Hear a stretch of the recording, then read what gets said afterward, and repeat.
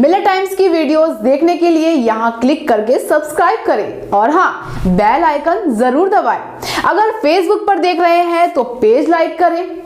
ताज़ा तरीन खबरों और मज़ामीन के लिए विजिट करें हमारी वेबसाइट www.millettimes.com।